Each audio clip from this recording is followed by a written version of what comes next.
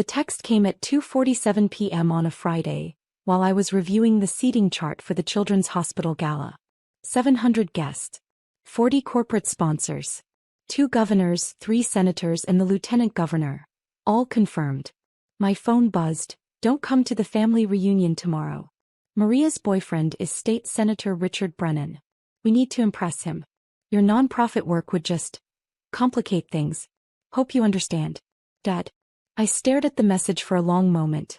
12 years of building one of the most successful children's advocacy organizations in the state, and my father still thought I worked at a little charity. I wasn't angry.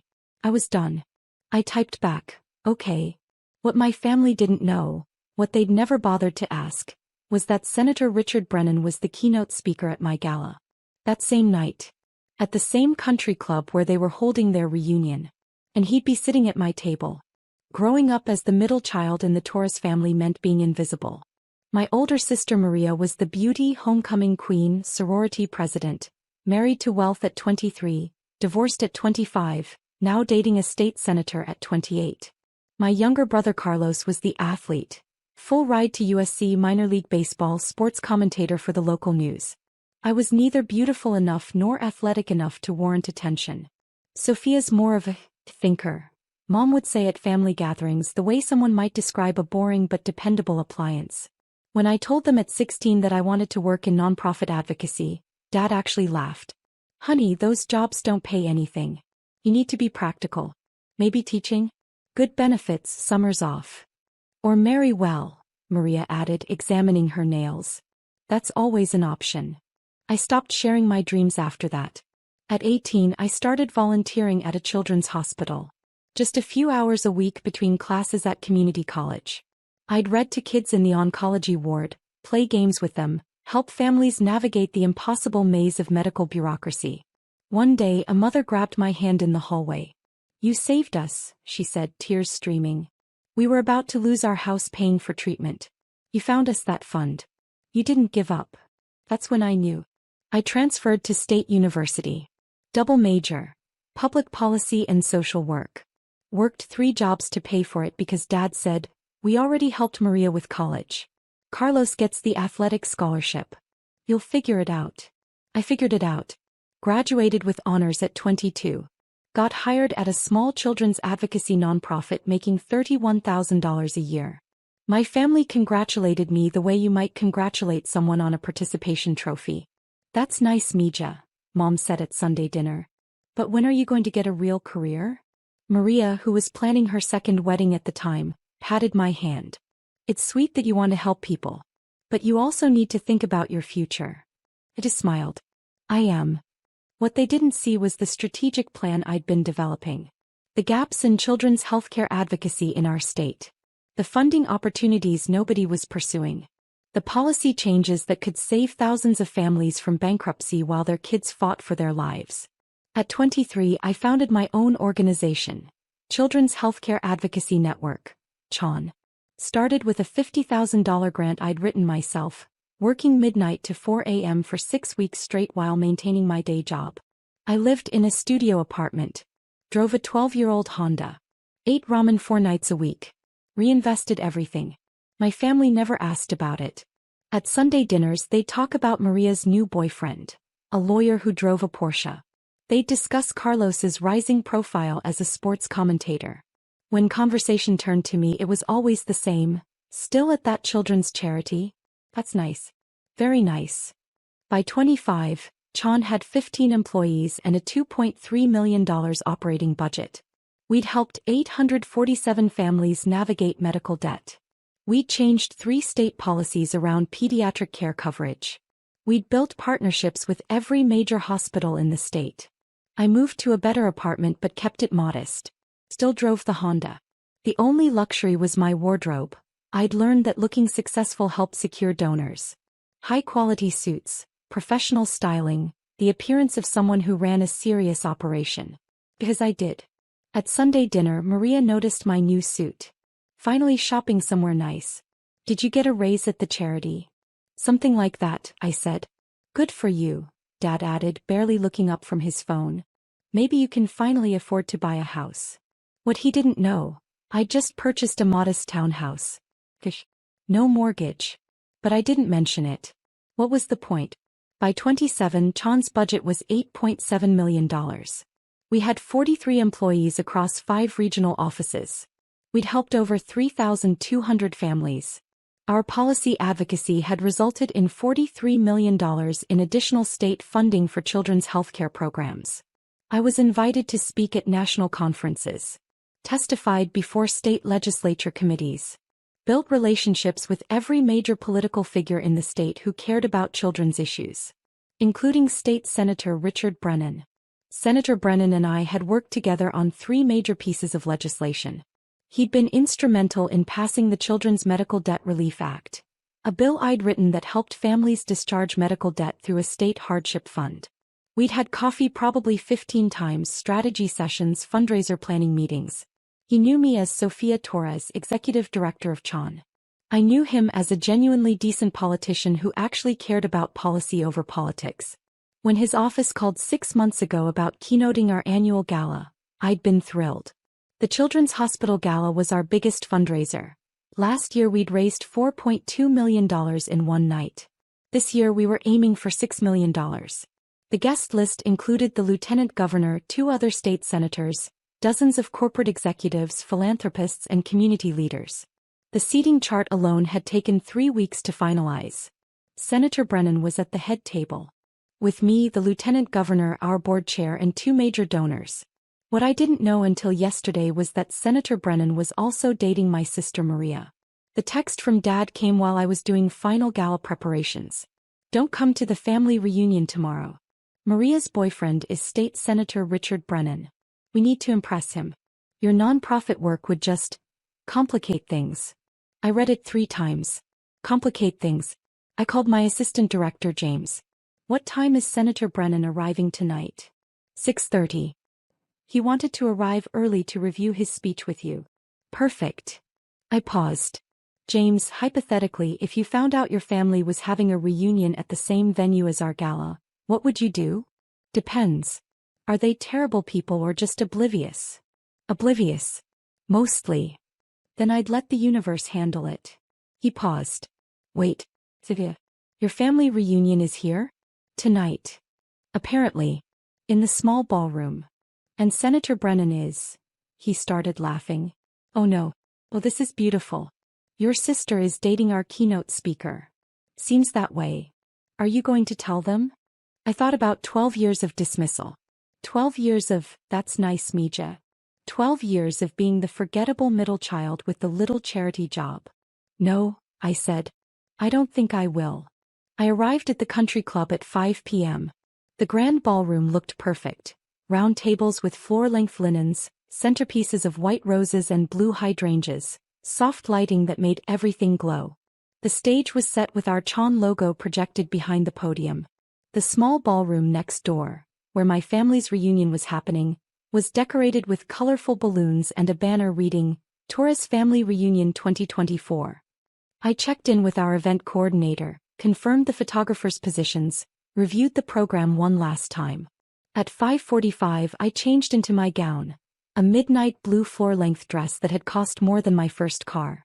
It was worth it. Tonight mattered. At 6:15 I was greeting early arrivals in the lobby when I heard familiar voices. This place is gorgeous, my mother's voice carried.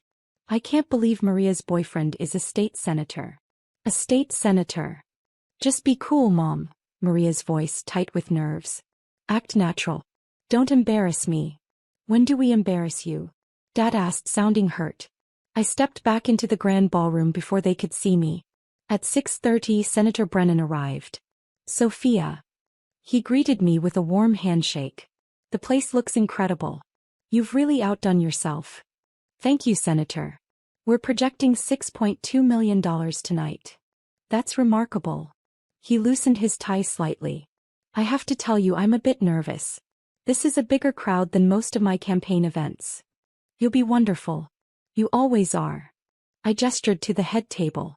You're at table 1 with me, Lieutenant Governor Chin, our board chair Patricia Morrison, and donors Michael and Susan Chin. All good people, very supportive of children's health care. Perfect. Though I should mention, I'm bringing a guest. My girlfriend. I hope that's okay? I cleared it with your office last week. Of course. We have her seated next to you. Great. She's actually around here somewhere with her family. They're having some kind of reunion in the other ballroom. He checked his watch.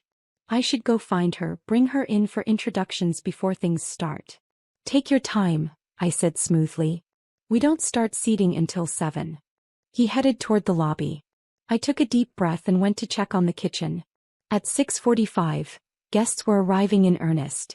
The lieutenant governor, corporate executives, philanthropists I'd been courting for months. Everyone dressed to impress, ready for an evening of making a difference.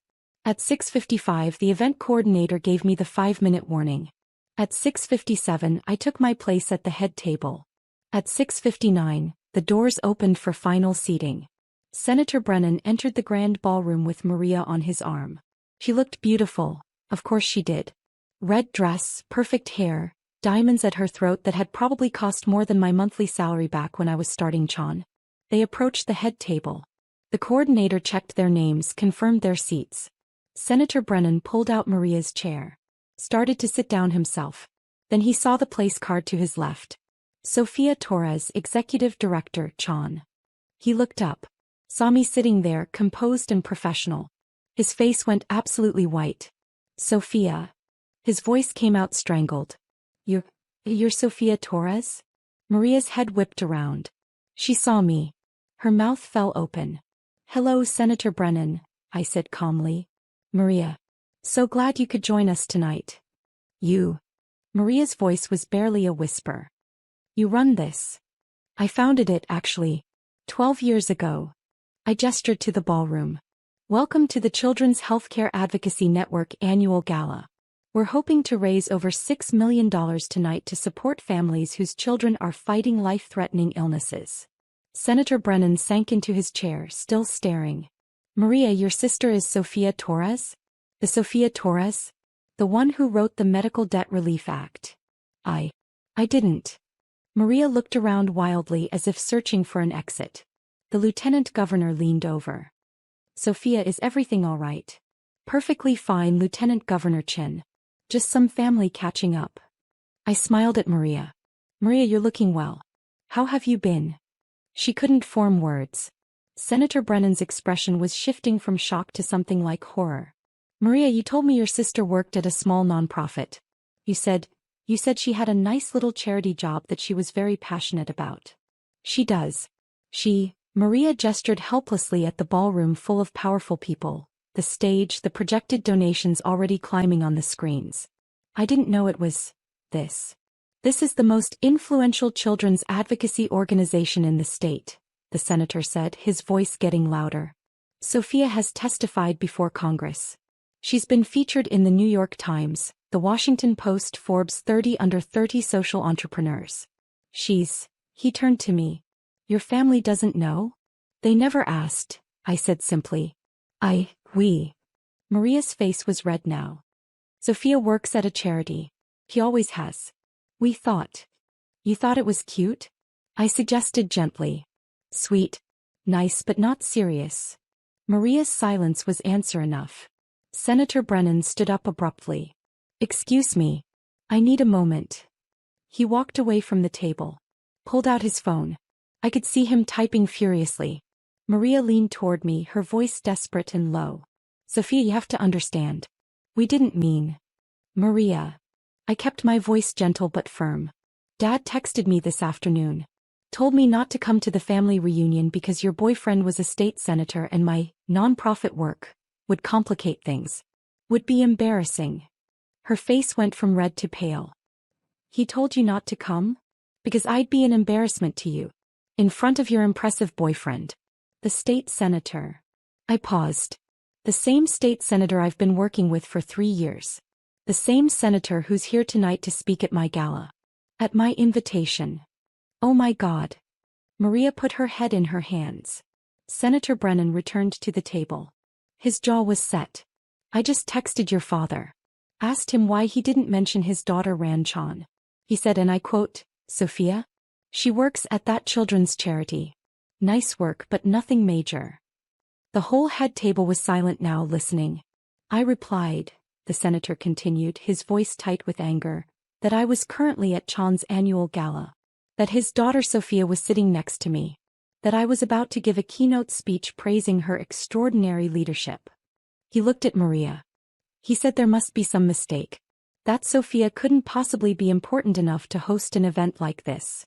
Richard, Maria started. Do you know what I told him? The senator wasn't yelling, but his voice carried. I told him I've worked with his daughter on 3 major pieces of legislation. That she's one of the most effective advocates I've ever met. That Chan has a $9.4 million operating budget and helps thousands of families every year.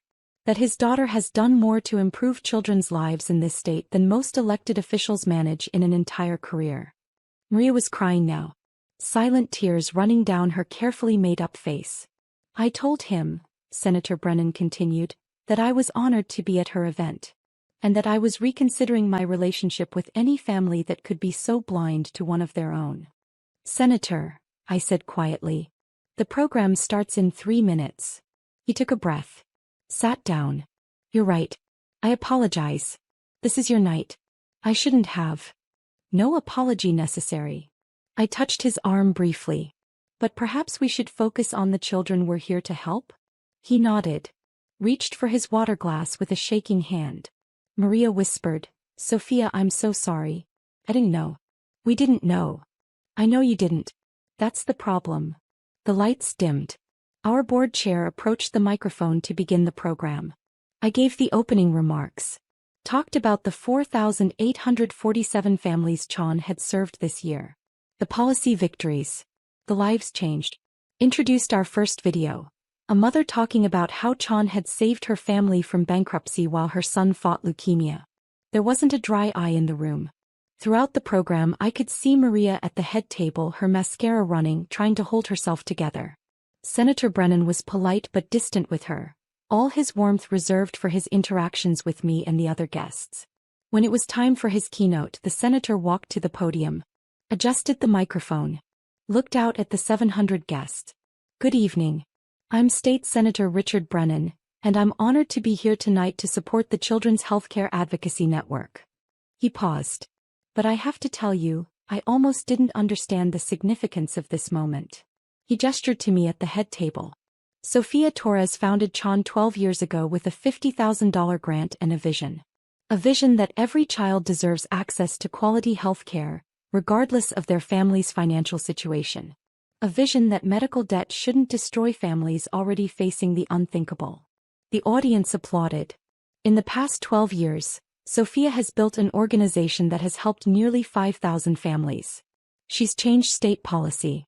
She's testified before legislative committees, including mine, with such clarity and passion that even the most cynical politicians couldn't help but be moved. He looked directly at me. Sophia Torres is the reason we passed the Children's Medical Debt Relief Act. Her research, her advocacy, her refusal to give up when everyone said it was impossible. Because of her work, 3,200 families this year alone were able to discharge medical debt and start rebuilding their lives. More applause. I kept my expression neutral, professional. But here's what struck me tonight, the senator continued. I was talking with someone earlier who didn't know what Sophia had built. Someone who thought she worked at a nice little charity. Someone who had no idea that the woman they dismissed as doing sweet but not serious work had actually created one of the most impactful organizations in our state. Maria sank lower in her chair. It made me think about how often we make assumptions. How often we decide someone isn't important based on our own limited understanding. How often we dismiss people who are quietly changing the world because they don't fit our definition of success. He paused, letting it sink in. Sophia Torres doesn't seek headlines. She seeks results. She doesn't build a personal brand. She builds systems that save lives. She doesn't need anyone to recognize her accomplishments, but we should.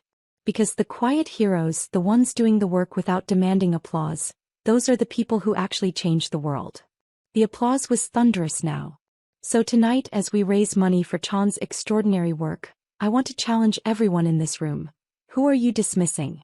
Who have you decided isn't worth your attention? Who have you labeled as nice but not serious? Because I promise you, some of those people are doing the most important work you'll never notice. He looked at Maria again. Then back to the audience.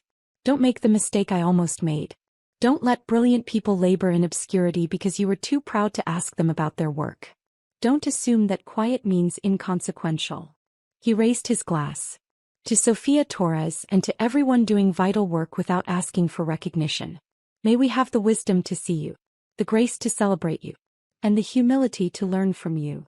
The entire ballroom stood. 700 people giving a standing ovation. I stood too, nodding my thanks, maintaining my composure even as my heart raced. The senator returned to the table. Sat down next to Maria, who was openly sobbing now. I'm sorry, he said quietly to her. But I can't be with someone who treats family that way. Who dismisses her own sister's accomplishments because they don't look like success in a form she recognizes. Richard, please. I'll have my assistant send your things to your apartment. He stood. Enjoy the rest of the evening. He moved to the empty seat on my other side. Maria fled the ballroom. During the silent auction portion of the evening, my phone exploded with messages. Dad, Sofia, we need to talk. Now. Mom, how could you not tell us? Carlos, sis, what the hell? You run that organization? Aunt Teresa, your father just told me. I'm so proud of you. Why didn't you say anything? Cousin Miguel, you're Sofia Torres? The Sofia Torres? I literally cited your work in my master's thesis. I turned my phone face down and focused on my guests. The lieutenant governor approached during cocktail hour. Sofia, that was quite a moment with Senator Brennan. Is everything all right? Family dynamics, Lieutenant Governor. Nothing that should concern you. She smiled knowingly. I understand family dynamics. Mine thought I was playing politics for 15 years. Then I got elected to statewide office and suddenly they all had opinions about my policy positions. She sipped her wine.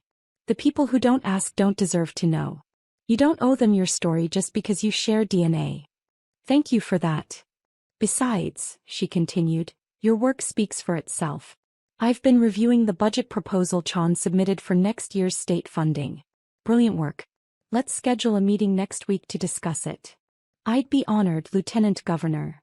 By the end of the evening, we'd raised $6.8 million. 700,000 more than our goal. Senator Brennan found me as guests were leaving. Sofia, I apologize for the scene. That wasn't professional. Senator, you spoke from the heart about something you believe in. That's exactly what we needed tonight. Your sister and I are done. I can't. He shook his head. I can't be with someone who's that blind to what matters. Who judges people by such superficial measures. I appreciate that, but you don't need to explain your personal decisions to me. I want you to know your work matters. You matter. And I'm sorry your family couldn't see that. They're starting to, I said quietly.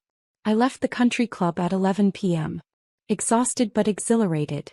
We'd done it. Another successful gala, more families we could help, more lives we could change. My phone had 63 missed calls and 127 text messages. I ignored all of them except one from James, my assistant director. Boss, you're trending on Twitter. Hashtag Sofia Torres and hashtag Quiet Heroes. The senator's speech went viral. 4.2 million views. I pulled up Twitter. The clip was everywhere. Comments flooded in. Don't let brilliant people labor in obscurity. This speech is everything. Imagine telling your daughter not to come to a family event because your other daughter's boyfriend would be there. And he turns out to be speaking at her gala. Karma. Sofia Torres built a $9.4 million organization while her family thought she had a nice little charity job. This is why you should ask people about their lives. The audacity of that family. She literally helps thousands of children and they told her to stay home. I pulled into my driveway. Sat in the car for a moment. My phone rang. That. I answered. Hello. Sofia. His voice was tight. We need to talk about why you didn't tell us. No, Dad. You need to talk about why you never asked. That's not fair. Isn't it?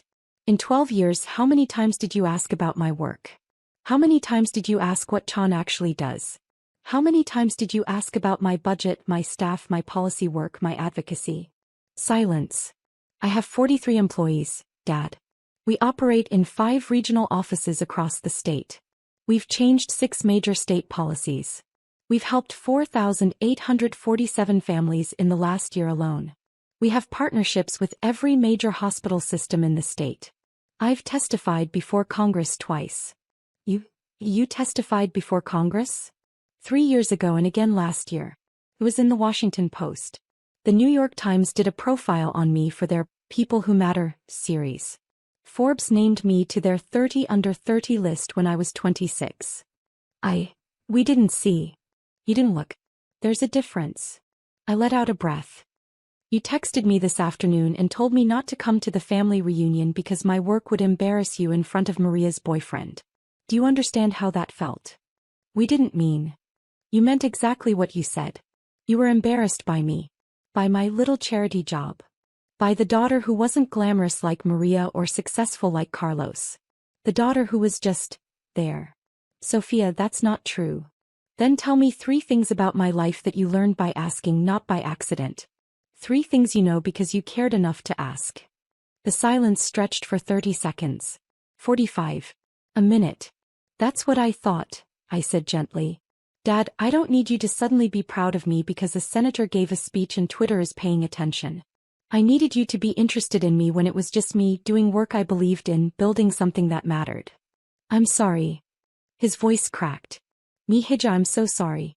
We failed you. Yes, you did. But Dad? I succeeded anyway. I built something beautiful. I changed lives. I did it without your support, without your interest, without your belief. And I'm proud of that. Can we fix this? I don't know yet. Maybe. But not tonight. Not because you're embarrassed that you didn't know. Not because it's awkward that Senator Brennan dumped Maria over this. When you're ready to know me, Sophia, the person, not the unexpectedly successful daughter, then we can talk. How will I know when I'm ready? You won't. I will. I paused. But here's a start. Read Chan's annual report. It's on our website. Read about what we actually do. Then if you're genuinely interested, we can have coffee and talk about it. Not to apologize. Not to make yourself feel better. Just to learn about something I've spent 12 years building. I'll read it tonight. We'll see. I hung up. The next morning Maria called. I let it ring 4 times before answering. Hello. Sophia. He was crying. Richard broke up with me. He said he can't be with someone who treats her family the way I treated you. I'm sorry you're hurting. Are you? Because it feels like you orchestrated this whole thing to humiliate me. I laughed. No humor in it. Maria, I didn't orchestrate anything. I ran my annual gala, which I've been planning for 11 months. Senator Brennan was our keynote speaker, which his office confirmed 6 months ago. You dating him was pure coincidence. You being at my event was pure coincidence. But you knew he'd be there. Of course I knew. It's my event. What I didn't know was that he was your boyfriend until Dad texted me yesterday telling me to stay away so I wouldn't embarrass you. She was quiet for a moment. I didn't know you'd built something this big. You never asked. In 12 years, Maria, you never once asked what Chan was. What we do. How we're funded. How many people we employ. You just assumed it was a cute little charity where I answered phones and felt good about myself. I didn't think. That's the problem. You didn't think. You made assumptions and never questioned them. And when those assumptions were challenged in the most public way possible, you blamed me for not correcting you earlier. That's not fair. Maria, you told Dad to uninvite me to the family reunion because my job would embarrass you. You told Richard the first worked at a nice little charity. You've spent 12 years treating me like the disappointing sister who never amounted to anything. Don't ask me to feel guilty because your assumptions were wrong. She sobbed. I lost him because of this. No. You lost him because of who you are. Because when confronted with your sister's actual accomplishments, you didn't feel pride or joy. You felt embarrassed that you'd gotten it wrong. Richard saw that. And he made his choice. So you're just going to let my relationship die? Maria, it's not my job to save your relationships. It's not my job to make you look good. It's not my job to hide my accomplishments so you feel better about dismissing them. I softened slightly. But it is my job to tell you the truth. You have a choice. You can be angry at me for succeeding quietly. Or you can examine why you needed to diminish me to feel secure in your own success. I never. You did. Every time you called it my little charity. Every time you changed the subject when I tried to share my work. Every time you introduced me as my sister who works at a nonprofit, with that particular tone that said, "Isn't that sweet but pointless?" Silence. "I'm going into therapy," she finally said. Richard's breakup made me realize. I don't like who I've become. That's good, Maria. Really? Can we have coffee? After I've done some work on myself? I thought about it. In a few months, maybe. When you're doing therapy for yourself, not to fix things with me or win Richard back. When you're ready to meet me as an equal, not as the sister you need to feel superior to. Okay, she whispered. Okay. 3 weeks later, Dad called. Sophia, I read the annual report. All of it. Then I read the articles about you. The Forbes profile. The Washington Post piece. The congressional testimony transcripts. And I understand now why you're angry. Why you've kept your distance. He paused. I also understand that I don't know you at all. The woman in those articles, the Sophia who talks about policy and advocacy and systematic change, I don't know her. No, you don't. I'd like to. If you'd let me. What changed, Dad? Because 3 weeks ago you told me to stay home so I wouldn't embarrass the family. I watched Senator Brennan's speech. The full version, not just the clip. And when he talked about dismissing people who are quietly changing the world. His voice caught. I saw myself. I saw what I'd done to you. What we'd all done. That's a start. Can we meet? Just you and me. No agenda. No apologies. Just coffee and conversation. I thought about Margaret's foundation. About the young entrepreneurs I funded who'd been dismissed by their families. About the letter I sent each one. Build something that matters. Make them look. They'd all looked now. 1 hour, I said. Next Sunday. The coffee shop on 5th Street. Thank you, Mija. Don't thank me yet, Dad. This is going to be uncomfortable for both of us. I know. But you're worth being uncomfortable for. Sunday morning I arrived early. Ordered my usual oat milk latte. Sat by the window. Dad arrived exactly on time. Looked older somehow. More uncertain. We sat down. Thank you for meeting me, he said. Tell me something, I replied. And be honest. When did you realize you didn't know me? He was quiet for a long moment. When I called Chan's office to verify the annual report was real. Your receptionist answered. Children's Healthcare Advocacy Network, how may I help you? I asked to speak to Sophia Torres. She said, may I ask what this is regarding? I said, I'm her father. There was this pause. Then she said very carefully, Torres speaks very highly of her work with families. I'm sure she'd be happy to discuss Chan's mission with you. Sandra is very professional. She didn't know who I was, Sophia. Your own receptionist didn't know you had a father. Because you'd never mention me. Never brought us to your office, never talked about us at work, never included us in your life in any way. You never asked to be included. I know. He looked down at his coffee. But it still hurt.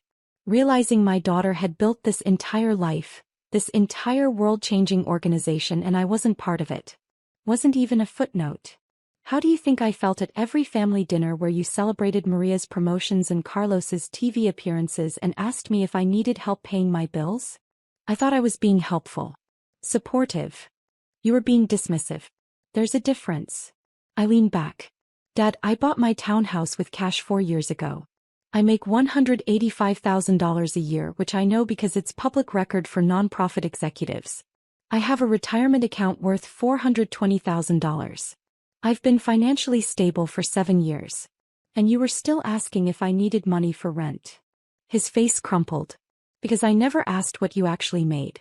What your life actually looked like. I just assumed.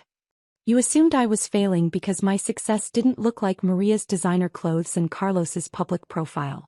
You assumed quiet meant unsuccessful. Senator Brennan called that out in his speech. About quiet heroes. He did. He also called me. Dad met my eyes. Last week. Told me that if I didn't fix my relationship with you, I'd regret it for the rest of my life. That you were one of the most extraordinary people he'd ever worked with, and I was blind not to see it. He didn't need to do that. Maybe not. But I'm glad he did. Dad reached across the table. Stopped short of touching my hand. Sophia, I don't know how to fix 12 years of not paying attention, of not seeing you, but I want to learn. I want to know the woman who built Chan, who changes policies and saves families and testifies before Congress. That's not all I am, Dad. I know. That's what I'm trying to say. I don't know what else you are. What you love, what you read, what you dream about, who your friends are, what makes you laugh. I don't know my own daughter. I took a sip of my coffee. Let the moment breathe. I collect vintage political campaign buttons, I said finally. I have over 300 of them from 1896 to present day. I'm obsessed with The West Wing. I've watched the entire series 11 times. I foster senior dogs because shelters have trouble placing them. I'm teaching myself piano. I'm terrible at it, but I love it anyway. Dad's eyes were wet. I didn't know any of that. Because you never asked. But Dad. I met his gaze. I'm telling you now. That's all I can offer. The chance to start knowing me. Not as the daughter who disappointed you, not as the unexpectedly successful surprise, but as me. Sylvia. The whole person. I'll take it. Whatever you're willing to give. I'll take it and be grateful. We talked for 2 hours. I told him about my work, yes, but also about the foster dogs, the piano lessons, the campaign button collection. He told me about his own life in ways he never had. His regrets, his fears, his slow realization that he'd valued the wrong things. It wasn't forgiveness. Not yet. But it was a start. 6 months later, Chan celebrated its 13th anniversary. We just secured a $12 million state contract to expand our services to rural communities. The celebration was at our main office. Staff, board members, volunteers, families we'd helped. And in the corner, looking slightly uncomfortable but genuinely trying, my parents. Dad had read every article I'd sent him, attended 2 of my speaking engagements, volunteered to help with our fundraising database, a job he was surprisingly good at. Mom had started volunteering in our family support program, using her social work degree she'd let lapse 20 years ago. Maria was still in therapy. We'd had coffee twice. Progress was slow, but it was progress. Carlos had written a sports commentary piece about me, the sister I didn't know, what sports can learn from Sofia Torres's quiet leadership. But the most meaningful moment came when a mother approached me during the celebration. Miss Torres, I wanted to thank you. Chan helped us last year when my daughter needed emergency surgery. You personally called me to walk through the hardship fund application. You stayed on the phone for 90 minutes helping me gather documentation. You saved our home. My dad overheard. Watched the mother hug me, tears in her eyes. After she walked away, he said quietly, "You do that often? Personally call families. When I can. It's why I built this. To help people the way I wish someone had helped me understand that my worth wasn't determined by other people's attention. I'm so proud of you, Mija." "Thank you, Dad." I paused. "But I built this for me. For the families. For the kids who deserve healthcare regardless of their parents' bank accounts. Your pride is welcome, but it's not why I do this." He smiled. Sad but genuine. "I know. That's why I'm proud. Because you didn't need my approval to become extraordinary. You just became it anyway." A year after the gala, Senator Brennan and I were having coffee to discuss new legislation. "I saw Maria posted engagement photos," he said carefully. "To that tech entrepreneur. Timothy something. Timothy Chin. He's good for her. Calls her on her nonsense. Makes her laugh. Doesn't care about her Instagram aesthetic. You've met him. 3 times. He's genuine. And he asked me 30 questions about my work before he asked me a single question about Maria. That's how I knew he was different." The senator smiled. "And how are things with your family?" "Better. Slow but better. Dad volunteers at Chan now. Mom runs a support group for parents navigating medical crises. Carlos did a whole segment on invisible success inspired by our story. And Maria? Still in therapy. Still trying. We have lunch monthly. Last time she brought me a vintage McKinley campaign button for my collection. She'd been looking for 3 months. That's growth. It is. I sipped my coffee. But you know what the best part is? I don't need their validation anymore. It's nice when they show interest. But Chan succeeds whether they notice or not. Families get help whether my parents are proud or not. I built something that matters, and that matters more than their belated recognition. Don't let brilliant people labor in obscurity. He quoted his own speech. I still get emails about that. People sharing their stories of being dismissed, underestimated, told their work didn't matter. Good. They should share those stories. Because somewhere, someone needs to hear that quiet doesn't mean unsuccessful. That doing meaningful work is more important than getting credit for it. He raised his coffee cup. To quiet heroes. I clinked my cup against his. To doing the work that matters whether anyone's watching or not. Because at the end of the day that was the real victory. Not the senator's viral speech. Not my family's belated recognition. Not Maria's boyfriend breaking up with her at my gala. The real victory was the 4,847 families we'd helped last year. The policies we'd changed. The children who got the medical care they needed. The parents who didn't lose their homes to medical debt.